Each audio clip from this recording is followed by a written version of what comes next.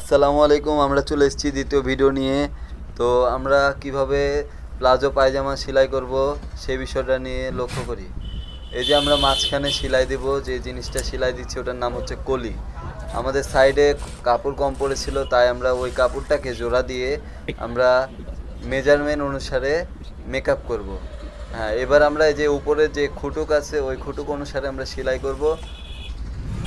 মনে রাখতে হবে আমরা হায়ের মাপ পেয়েছিলাম 15 ইঞ্চি, সেই অনুসারে উপর থেকে আমরা 15 ইঞ্চি নিব। এইভাবে সেলাই দেওয়ার পরে আমরা সিধা করে একটা চাপ সেলাই দিয়ে দেবো।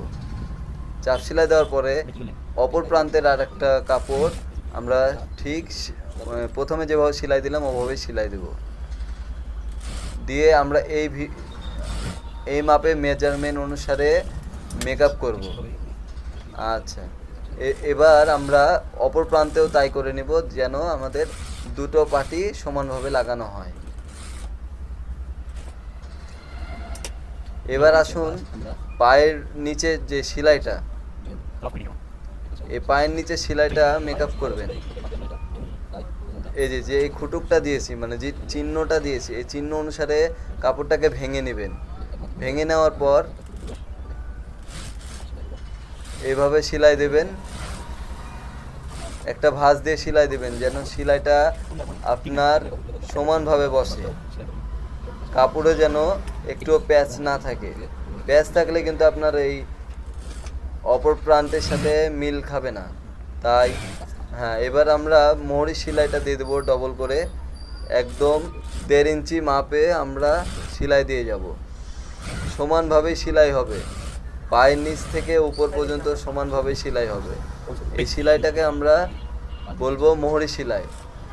এবার রবার্টের জন্য আমরা উপরে একটি ভাঙন দিব, যে ভাঙনের কারণে আমাদের ফেব্রিকগুলো যেন না পারিয়ে থাকে। এবার রবার্টের মাপ নেব 23 ইঞ্চি। 23 ইঞ্চি নেওয়ার পরে আমরা সেলাই দিয়ে দেবো। সেলাইটা থাকবে একদম সলিড।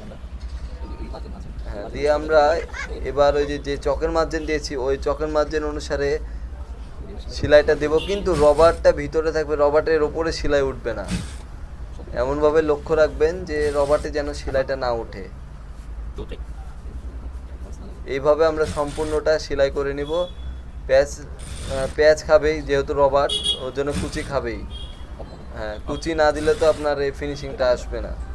তাই এইভাবেই আপনারা সেলাইটা দিয়ে দিবেন এবং রবারটাকে সমান করে মাঝখান দিয়ে আবার একটা সেলাই দিবেন। দেওয়ার পরে